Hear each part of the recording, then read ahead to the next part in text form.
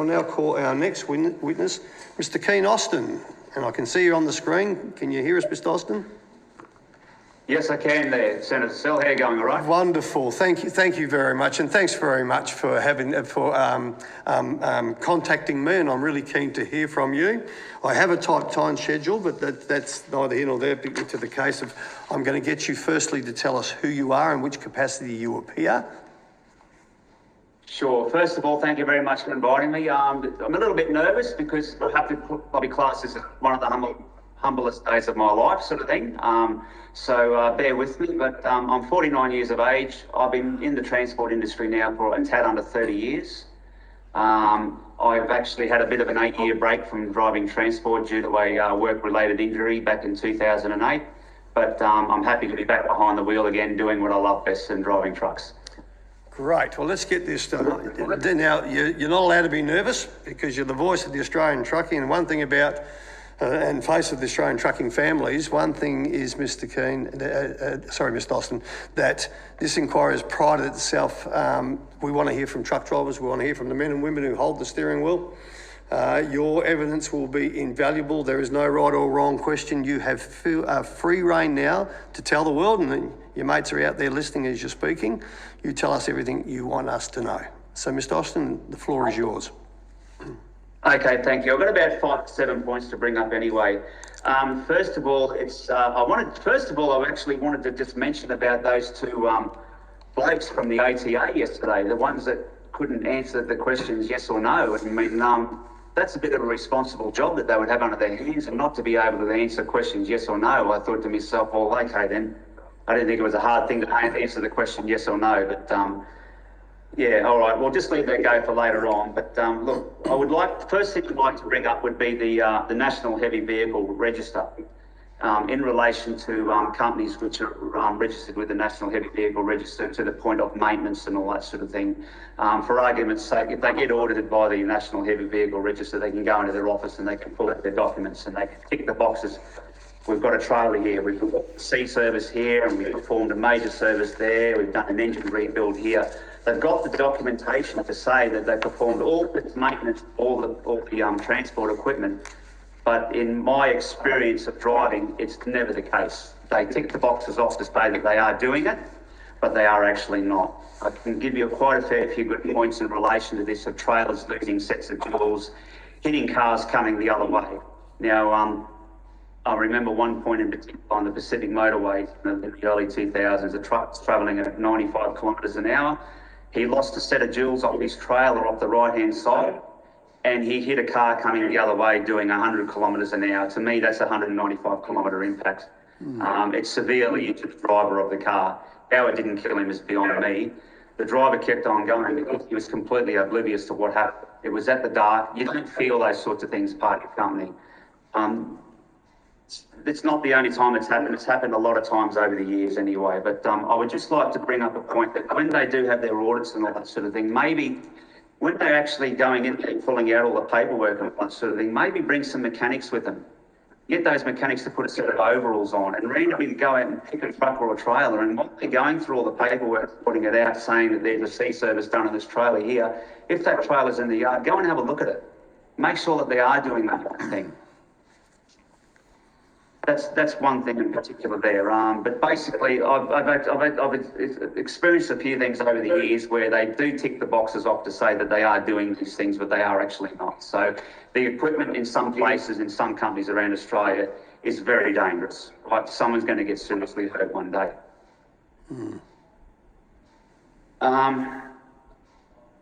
What else is there from there? Look. That's just one thing in particular with the National Heavy Vehicle Register. Look, I'm actually working with the company where I'm in now with Wickham Freight Lines here. They've kindly lent me all their facilities at the Warwick Depot here now to actually have this interview with you. I was actually working for Wickham's this time last year. I left due to a bit of a bad health issue I had, and I was actually invited to come back to work for Wickham's. And one of the reasons why I've come back here is because I feel safe jumping in their trucks, driving them around every day. These guys are doing the right things. And if these guys are doing the right thing with maintenance and performing all this sorts of stuff, why can't all these other companies do it as well? I've speak to a lot of friends in the industry who would love to come and have an interview as well. Some of them work for transport companies in particular where they're actually triple shifting the trucks. Right, somebody starts from 6 in the morning till 2 in the afternoon. Then there's another driver from 2 o'clock in the afternoon till 10 o'clock at night. And then if they actually have that third driver, they can actually put him in the seat from 10 o'clock at night till 6 in the morning. And what's actually happening is they're having some mechanical defects like ball tyres that need to be replaced or something like that. A good example was the other day, a tank strap broken off one of the fuel tanks on the trucks.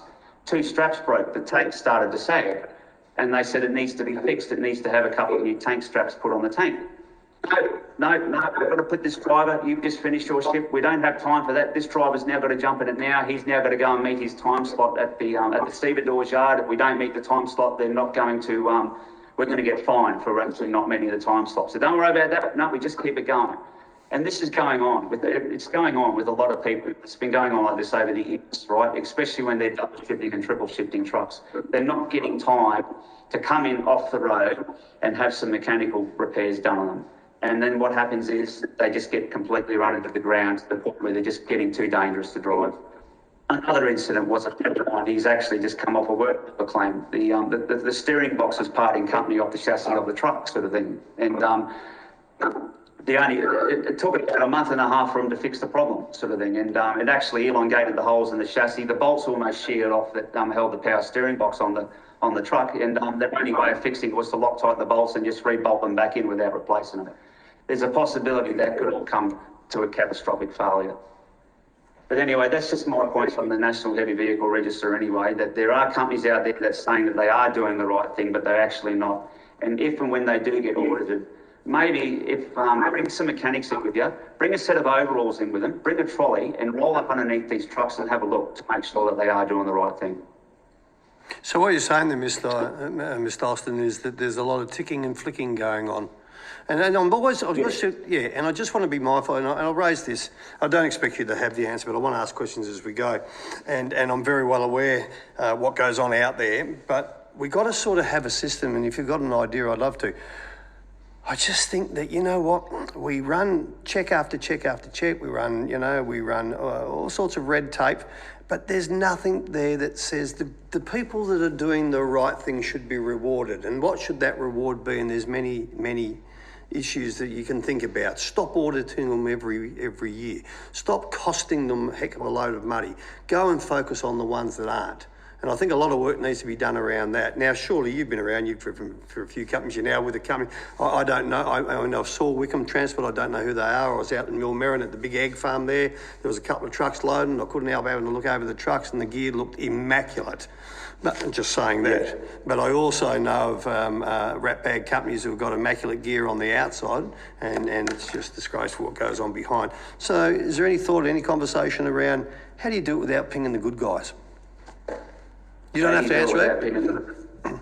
No, that's I really don't have an answer to that question there, sort of thing. Right. But look, over the years of 29 years of driving, in my earlier days, you used to have like good companies, the big companies and all that with nice gear and all that, and then you'd have this little shonky company down the back streets there, sort of thing. But now, today's standards, it looks like some of these bigger companies, they're all the shonky ones, you know, like they're all got bad gear and bad things and bad transport equipment and all that sort of thing. It never used to be like that, but now it is. It's now these bigger ones are all having bad equipment and they're not looking after it properly. And I'd say, Mr. Austin, without, because I don't like to blanket everyone in the transport industry. And what I say very clearly, the majority of transport operators in this nation, from the truck driver through to the owner of the business, are very decent, hard-working men and women who have put everything on the line and they want to do everything right. But the problem that I do see that it's the squeeze from the top of the supply chain now has got to the stage where it is just something has to change. And I'd say, and I'm not defending any of that, behaviour, but it's time now where we've got to push back up. And this is where the industry has, and I can say this to you, Mr. Austin, has the maturity in the industry is really come to the fore now, where the majority of transport representatives have left the machine guns at the door now, saying, the majority, not all of them, there's the odd recalcitrant, but they're actually saying, we got to push this problem back up the supply chain, right? Anyway, keep going, Mr. Austin. Yeah. Okay, sure. I'd also like to bring up there now with time slots and windows and all that sort of thing for deliveries. Lot of places which have your time slot windows might only give you a half an hour either way. For argument's sake, if you've got a 9 a.m. delivery, well, you're allowed any time from 8:30 till 9:30 to meet your time slot window. I'd like to see those windows extended to like a 4, possibly 6-hour window sort of thing. So, and the reason being, because you might have a driver which is coming up from Sydney or Melbourne with a load which is destined for a DC somewhere, and anything can happen. They could have a really bad run. I spoke to a guy the other day from Bobbin's driver. He had a horrible run from Adelaide up to Brisbane, and he didn't think he was going to meet his time slot. He was witnessing roadworks, traffic delays, people on the road, which were a little bit all over the shop as well, and he didn't think he was going to make his time slot. But, you know, he was starting to get a bit fatigued and tired behind the wheel, but he made it anyway. But he was saying that, you know, if you can actually, if there's some sort of person like within a 4 to 6 hour gap, they could actually have a bit of time to pull over on the side of the road, stretch their legs, maybe even put their head down for an hour or two. Be amazed what 1 hour's sleep can actually give you there, Senator, if you're really tired. It'll be enough to make you feel like $1 million again and send it on to the... Yeah, I do it in question time. Yeah. Sorry. Yeah, so one of the things I'd like to see would be like a 4 to 6 hour gap anyway. If they can increase that gap. Now, will it work? It may not work. People might say that, oh, then everyone's going to rock up at once. But, you know, it may be worth a go. It might actually work out better for everyone else in that respect Austin, anyway. If I may come in here, so what is the penalty if you miss your time slot? What happens? You get flagged against, that's for sure. If you actually miss your time slot, even if you're a little bit early for your time slot, you actually have a flag against the company name sort of thing. Flag against the company? A flag? That's correct, yeah. Meaning to say that they didn't meet the time slot sort of thing. They didn't make their time slot sort of thing, so they put a flag. Now, I don't know what that flag entails or what it is, whether it's a penalty or whether it costs money or anything like that, I'm not sure. But there is a flag that can go against a company for actually not meeting their time slot, whether they're early or a little bit late. So if you're late, okay, just because we've got to take the evidence for the inquiry. So if you're late at this place, wherever this bloke was running to, do they still get unloaded as soon as they get there? Or do they go to the back of the queue? What happens? You know? Well, most of the time they get sent back to the queue. There even are some incidences where they say you're going to have to get your company to bring up and rebook the time slot again. And okay. What actually happens? What can happen there then? I mean, like they could have to sit outside and for like up to 10 to 12 hours and not get paid for it. So, right, well, that's the crux of the matter. Okay, yep, I get it now. Yep. Yeah, so it's yeah, some of them in particular. If you've got a single semi-trailer to one load, they say to you, how many hours have you got left in your book? And I remember one guy in particular. He said, I've got 4 hours left in my driving book here. Oh, that's not enough. You need to actually rebook this now. You need to go and sit out there now and have your consecutive break for 10 to 12 hours and come back in after that sort of thing, because we need at least 4 hours to have you in here, unloaded, and paperwork done and out the gate again sort of thing. So, but you know, like there are a lot of places that can actually have you offloaded within an hour. So, you know, like it's a long time to actually get something in there and loaded anyway. So, well, that's just one of my thoughts anyway. Increase the time slot window so people aren't under the pump to get there in time. So they got a bit of a 4 to 6 hour gap so that they can work around it. One of my other points I'd like to as well is is more rest stops, more infrastructure, and better roads as well. So I mean, there was an incident there the other day. I was only 2.5 hours from Brisbane, but I pulled into the Sleepy Hollow rest stop there in northern New South Wales. I just wanted to go to the toilet, and I couldn't find anywhere to park. It was just full of caravans, and I actually had to go and drive into the actual car parking zone. I only had a single semi-trailer, just to pull up there and just to go to the toilet anyway. I was only there for a couple of minutes, but I mean, I could not park anywhere in the truck parking bay because it was full of buses and it was full of fifth wheel caravans and all sorts of things. I mean, I couldn't believe that the whole truck bay was full of caravans sort of thing. And I only wanted to just go to the toilet anyway. So, so we're running out of rest stops sort of thing as well. In between places as well. I mean, when the driver gets a bit tired, we'd like to be able to pull over somewhere nice, not on the side of the road. You have trucks coming past while you're trying to sleep, blowing the cab and the wind pressure and all that sort of thing. Maybe pull the things off the side of the road a bit. Somewhere where it's quiet, somewhere where they can get a decent night's sleep, or possibly put up some barriers like they do with housing estates on major motorways or something like that. It's just a thought. Yeah, lack of truck bays and fit for purpose heavy vehicle rest areas. Huge problem. That's correct. That's a huge problem at the moment. And I mean, you know, the ones that are available are all taken up by caravanners. I thought that's what they had caravan parks for, but obviously not. Mr. Austin, let me just put this to you. So your fatigue management system, and you'll plan, as most truck drivers do, running intra or interstate. You know where you're going to pull up, you know when you've got to pull up. So when you rock into the preferred rest area, and I'm told in certain states they're very limited, but it's full and then you've got to move on. What happens if you get done for 10 or 15 minutes over your logbook hours? Are the enforcement officers pretty cool? They understand you couldn't get in the last one? No, not necessarily. If you're actually like 15 minutes, if you're 15 minutes over in your book sort of thing, that's at least around about a $500 fine now, I believe. It's and it depends on who you get sort of thing. But look, there are cases where we actually have the cameras in the trucks and the MT datas and all that sort of thing. I do believe in one incident there was one driver that went over a distance of 78 kilometres by going from all these different rest stops, and they could even see on the cameras that he was even reversing, trying to attempt to park the truck out of the way to try and pull up and get some rest.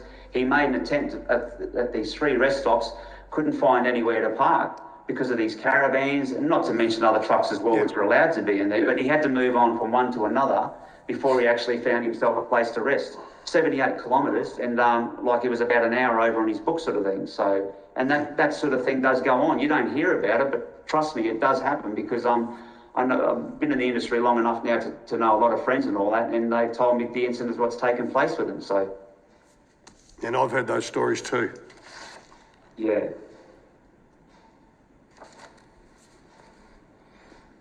So, like with rest stops, infrastructure, we need the roads, the highways as well. I mean, the roads have got to be a lot more improved now. Now, look, we've had a lot of rain up around here in southeast Queensland the past few weeks. The rain has absolutely devastated a lot of the roads. There's just potholes everywhere. I had a little car in front of me about 3 weeks ago, and it was like a little Suzuki Swift it was. The poor car, it disappeared and reappeared in front of me in the road. That's how big the potholes were in the bloody thing. So it's and they can wreak havoc on driver and motorists as well. It wreaks havoc on all the trucks and all the gear as well, sort of thing. I mean, the rain has really put a lot of potholes on the road. We've got all of our main highways, especially from Warwick to Goondiwindi as well. The roads are just, they're terrible. They need to be either upgraded. I don't think patching them up here and there is really going to fix the problem. It's only going to last a couple of weeks and then come back even worse again. We really need to sort of sort the roads out a bit as well, make it a lot more safer for the drivers and motorists on the road together, so we can share these roads. Yes, but you've got a big bridge over the, what is it? What's that rain on the way up to, what is it? The big bridge. You just got that big brand new, God, I did it not long ago. Oh, that's the What do you call bypass there. Yeah, what is it? Which bypass? The viaduct. The Toowoomba Viaduct. Toowoomba, yeah, that's it, Toowoomba bypass. Yeah, the big viaduct bridge there, that's right, yeah. I thought this looks pretty impressive until I started going up and thinking, hang on, what if you break down? There's nowhere to pull over. Yeah, exactly. You got nowhere to go sort of thing, that's for sure. Yeah, There's anyway. not much room up there, but yeah. Anyway, another thing I'd like to bring out about as well is is with all this thing with our rest stops and all that sort of thing. This company in particular, and now Wickham's, they've just spent over $1 million. They've invested in these eye cameras, basically. I forget what they're called now, CNI camera sort of thing, or a seeing camera is another brand of it as well. And basically, if anyone that doesn't know much about them, they're in like a small LED light bar that sits up in the dash of your truck, and they monitor your eyelids sort of thing. And if the driver gets a bit tired, it picks up, the seat can vibrate sort of thing. After so many goes within a certain period of time, then the driver can actually get a phone call from the company. And this place in particular here, they're not out to grill you or anything like that, but if it looks like you're getting a little bit tired, they'll ring you up. You all right, mate? Yeah, if you want, you can just pull up for a couple of hours, just have a bit of a rest sort of thing. There's no hurry. We'd rather the truck come home in one piece, tipped over sort of thing. So, but look, they've invested a lot of money in these things. They're going the right way for them. There's a lot of drivers here that are doing the right thing. And but for argument's sake, they might actually go and do a time slot somewhere in Melbourne, and they might only have about 20 minutes left up their sleeve in their driving book and all that sort of thing. But their actual place where they would like to go and stop would be like a roadhouse somewhere in Melbourne. It might actually be 40 minutes down the road or something like that. So they've only got 20 minutes to get there. Maybe if there's something that they can sort of do to help these drivers out, that because they've gone the right way with fitting these cameras in and all these things, and the drivers are doing the right thing, they're not getting fatigued, they're fit, they're well, but they've only got 20 minutes up their sleeve to complete a 40-minute journey. How about giving you that little bit of leniency, just to go that little bit extra further so they can stop at a place to have a nice quiet parking area, a nice clean shower, a good warm meal, and then stretch their legs in front of the TV in the driver's room sort of thing before they go and put their head down for 7 hours. Or even get home. Or even get home for that matter as well, exactly right. So yeah, it's I mean, it's not only this company, there are other companies as well that are doing the right thing with this technology. And I do believe last year when we had the COVID-19 crisis and all that, they actually did lax the laws for the drivers. They actually said, well, look, you know, we understand you're under a little bit of a different situation at the moment sort of thing. We'll be a little bit more lenient with your logbooks and all that sort of thing. We'll let you get away with this and we'll let you get away with that sort of thing. So that's when we were essential. That's when you guys were essential service providers. That's correct. Could be tongue in cheek there. And not that you're essential. The trucking industry is essential. Make no mistake, we've been saying this for many years. But finally, everyone started realising it. But as things go back to normal, we'll be back down the bottom of the pile again. Exactly. But look, I don't think people understand whether you're driving your kids to school or whether you're driving to work or whether you're actually jumping on the push bike to go into the shops to get a loaf of bread, right? That's all transport. Okay, transport's an important thing throughout the whole world, throughout the whole years and all that sort of thing. So it's an important commodity. People don't realise that all your food that you have in your fridge, all your milk, your bread, your meat, everything, it all gets transported somewhere, right? It just doesn't grow on trees and you go out and pick it up. It can come from thousands of kilometres away from Australia to where it actually lands up in their fridge at home, that's for sure. Transport, that's what it all comes down to, So anyway, yeah, that's one of the things I'd like to bring up about those cameras anyway. Like these companies that are going to this extreme with these sorts of things, just give them a little bit more leniency, cut a bit more slack with them so they can go and pull up somewhere nice and comfortably anyway. So another thing I'd like to bring up as well is the imported drivers. Look, this has been a bit of an ongoing issue with everyone now, and I'd like to give my opinion about the whole thing.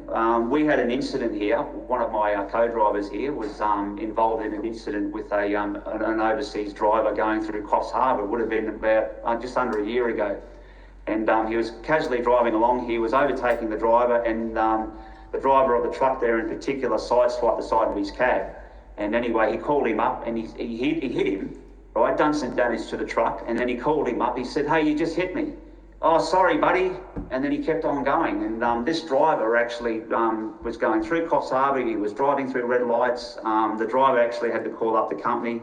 They even called the police. They actually had to call the police, and the police chased the truck just north of Coffs Harbour to pull him over.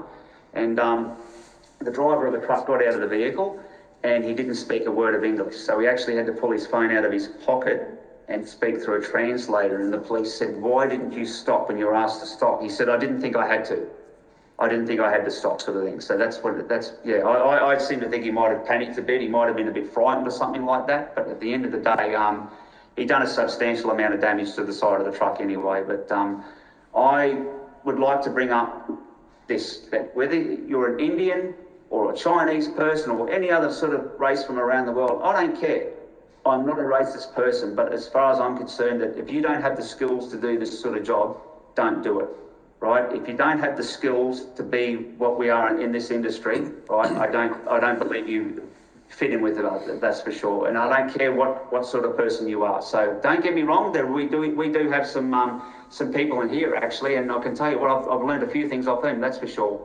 But my sort of point, this thing is that if you don't have the skills, right? I don't care if you have the skills. Sorry, doesn't matter whether you're an Indian or a Chinese or any other part of the world. If you've got the skills, as far as I'm concerned, you can fit in with us. That's for sure. Mr. Austin, this committee has taken extensive evidence, and I've raised this on a couple of occasions, that the training industry, the training providers in this nation have come to this. A lot of them come to this committee too, and have raised very serious concerns about the how easy it is to get a licence. How the poor quality of training, discrepancies within assessments. This committee itself uncovered that in New South Wales following the incident where the Scots Transport B-double nearly got wedged under the M5, where we found, remember all that? And we've had this morning. I remember that one. Yeah, and that was this committee when we found out how they were being engaged under student visas, and the drivers were fined, and no one in the government agencies went up the chain to find out, well, hang on, how bad is this? Border Protection were in here this morning, Mr. Austin, you can pass this on to the truckies, you know, and those are all listening, heard me questioning them. Said that it's very easy for the relevant minister at the time I'd written to on a number of occasions about this, who couldn't wait to say it was everyone else's fault, it was the employer's fault, it was the state's fault, but it was not. The federal Commonwealth had a responsibility to follow back why there are a heck of a lot of visa workers in the road transport industry that didn't have the skills. So it's something that you raise, and I do want to say this, that the part that I hate, this is the part that I hate, it's turning into an issue, and I'm not you, I'm just saying, and there's a lot of good people in the trucking industry. This is a nation built on people who've come from everywhere else in the world, and it's a magnificent place to live, and we should be all afforded the opportunity to live here. But we need our regulators to do the right thing. And if there are people issuing licences to people who don't have the skills, clamp down on them. Absolutely. Anyway. Absolutely. Yeah, that's for sure. It's, there was one in particular, one incident, I actually had to go and upgrade my B-double licence sort of thing, and I was speaking to the instructor there. He actually had to knock one of them back because he didn't hook the back trailer up properly. If they drove off, he would have dropped the back trailer sort of thing. And anyway, so he gave him a second chance, and he failed him again because he'd done the wrong thing again. And that's what he actually stated to him. He said, no. He said, no, you must give me my B-double licence today. And it was on a Saturday. He said, you must give me my licence today because I need to leave to go to Melbourne first thing Monday morning sort of thing. So this guy was going to upgrade from a heavy rigid to a B-double licence. They're going to throw him the set of keys and put him in a 65-tonne projectile and send him from Brisbane down to Melbourne, his first trip. I mean, now back when I first started doing that sort of thing, that would never have happened. You would have gradually grown, eased your way up to it, and educated your way up to such a sort of thing. Because I mean, that's a big rig. That's a lot of things. That's a lot of things that can go wrong within from Brisbane down to there, you know. And to just throw them off in the deep end like that is really not good. I'd agree. And Mr. Austin, I am on a tight time schedule, and I've got 1 minute left, unfortunately, because our witnesses are all lining up. But is there anything else, sure. And I'm sorry I have to keep it tight, is there anything else that you wish to add before I go to our next witnesses? No, I think I've pretty well much brought up everything there, Senator. My biggest problem, my biggest thing that I feel like is a major problem is the National Heavy Vehicle Register, where companies are saying they're performing all this work and they're not, and we're losing sets of drive wheels. I mean, there was an incident the other day there. I seen a swing lifter truck lost the front steer tyre, and Botany there took out a lady as they're weeding the front garden sort of thing. You know, didn't kill her, but they have been known to kill people sort of thing. 20-something years ago, I actually was held up in an accident where a young girl was killed by a set of jewels coming off a truck sort of thing. She was in a little Ford Laser. She wouldn't have known it hit her. When the thing hit, it pushed the wheel roof down to the doors sort of thing. So my biggest ploy is that they need to crack down when they order these companies to make sure that they're doing the right thing. Bring some mechanics in, put a set of overalls on, get underneath and have a look to make sure they are doing the right thing, because paper can say one thing, but reality, no, is a different thing. Yep. Okay, Mr. Austin, a point taken. It's not lost on us, and everything you raised is valid. Thank you very much for appearing in front of us, and safe travels, mate. Thank you very much indeed. Thank you for your time. Thank you. Right, now, well, I'll tell you what we'll do. We'll suspend. I'm sorry, I forgot about the smoko break. We'll suspend for 15 minutes, sorry. So you're... Oh, sorry, Jerry, I'd be lost without you, cover. I tell you, seriously. We're actually going to suspend for half an hour. because we're going to be doing some stuff in camera from 11 a.m. to 11:15. So we're back on deck for those listening out there, 11:15. Thank you. Off the air.